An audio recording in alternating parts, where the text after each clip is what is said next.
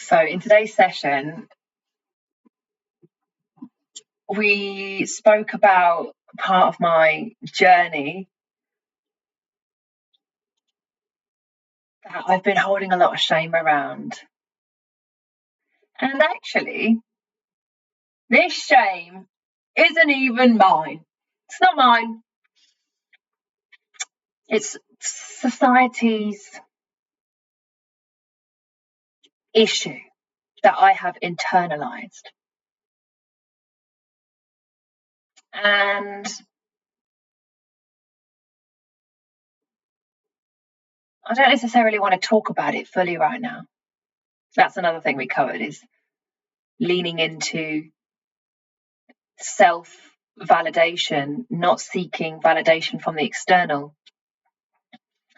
as I often have done in sharing this part of my journey in previous relationships.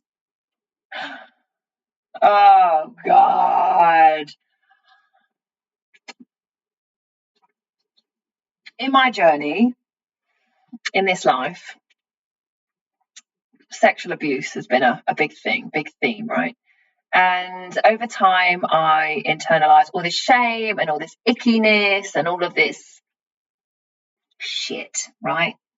My hair is covered in oil. I've got a treatment on. And actually, in this segment, I want to talk about Bonny Blue, the woman who has chosen to recently sleep with over 1,000 men in like 24 hours. And I am inundated in my social feeds by criticism about her, which clearly goes to highlight society's conditioned responses to women who choose to go and sell their body for money, right? This is something that I did. I was groomed into escorting a part of my journey. And hey, it's part of my story. And for the longest time, I've held shame around it. Like, oh, it's so shameful that, a girl who was abused as a kid finally makes her way into the escorting scene because she's groomed by a guy. That's my story. So I guess we are talking about it today. I don't know Bonny Blue's story, but Queen, if you ever come to watch this, I'm not about to shame you. Far from it. I know a lot of society will be picking on her, calling her names, saying it's disgusting. And actually, fuck society and fuck the haters. So I hold a belief that sex is sacred. It is the most sacred, most beautiful act two people can do together, right? It really is. But I also hold the belief that if a woman chooses to go and become an escort and make money offering sex, who the fuck are you to say anything? What the fuck has it got to do with you? I find that there are many men out there judging and criticising and same with women. Women, men. Let's talk to the women for a second. Are you criticising her because that is outside the realm of your values and you've got that much self-respect that you wouldn't do it? Cool. But if you're judging her because you don't have the fucking confidence to go and do that thing, take a good hard look in the mirror.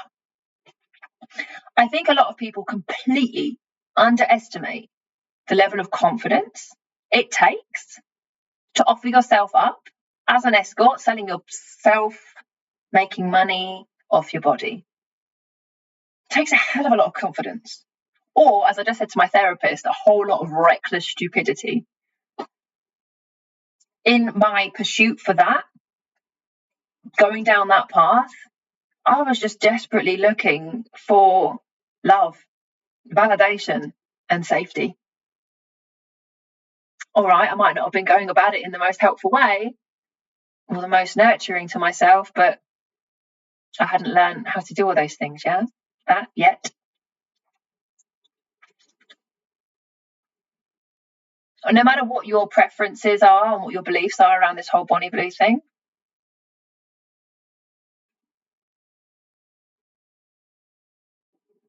if that's what she wants to do, that's what she wants to do. I hope she's made a fucking killing out of it. And I hope that at some point in her journey, when all of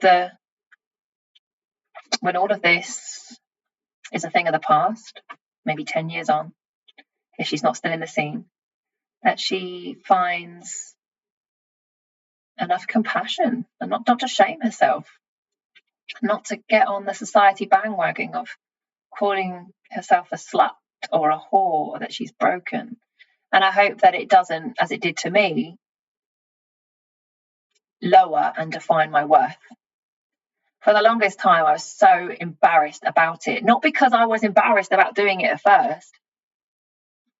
It was actually because I shared it with a few close people and they'd shamed me. Like, oh, don't tell anyone else about that. That's, they're going to judge you. And I all of a sudden became, I was actually quite empowered when I came into the scene, right? It felt empowering to me. For the first time in my life, I had control over what sexual acts were being done, instead of being on the powerless end of the victim, being abused by people. I was suddenly in control. And I don't know if I've already said this. I think it's a very, very, very high percentage. And I think it's 3 out of 5 women who find themselves in the escorting realm have actually been sexually abused as kids. Because when you're sexually abused as a kid, quite naturally, it warps your vision of self. Kind of see yourself as less than, defective, or like me, you then believe that you're actually made for the pleasure of men, which naturally draws you into the most horrifying connections. Because if you think that you're this, then you're only going to accept that when actually you deserve this. It's a real vicious circle, right? Like being abused. And you kind of like go on and you end up self-abusing. Hopefully, somewhere along that line, you get yourself out of that loop, snap back into reality and claim your worth and value. I actually know many women in the game who have such high self-esteem, such high self-worth, and they are living a life of pure freedom. Some of them are even married. And I'm really grateful that I was able to tune in with my therapist today, because it's helped me to see where that internalized shame has then come and sabotaged so many different aspects of my life. Relationships, connections, careers, because I've got this background thing of, if only they knew what you had actually been doing, they wouldn't see you the way that they see you. The sexual shadow in society is fucking unbelievable. Everybody has sex at some point or another. It's one of the most natural things that we can do. Because it's been demonized and vilified. It just gone into these awful recesses.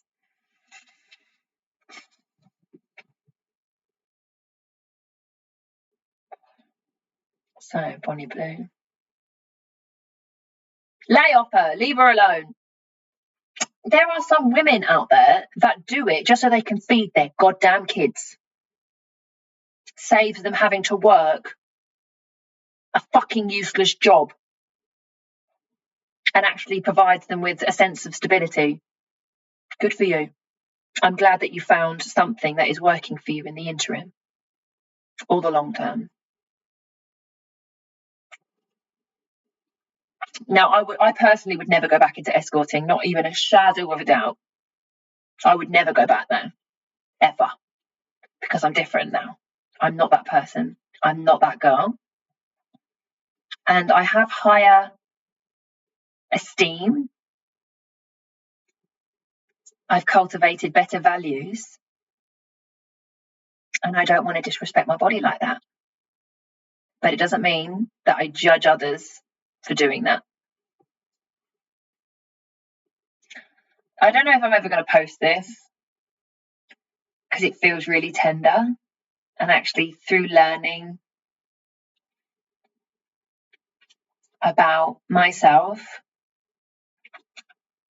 and the types of environments that I wish to share my story, this feels incredibly public, and it's not something that I want to share. So I'm going to keep this video back until a time comes where I feel ready to share it.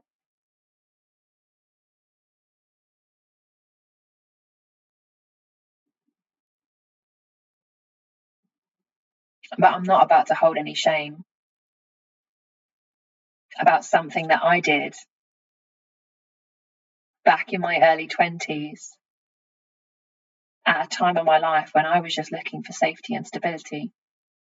And actually through escorting, I found it temporarily until I had a breakdown.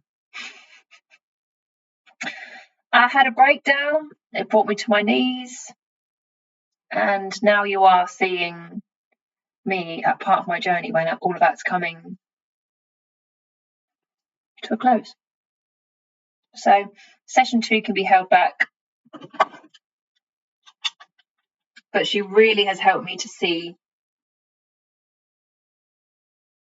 all the ways in which I've internalized shit that I never needed to internalize. So big up my therapist. Thank you.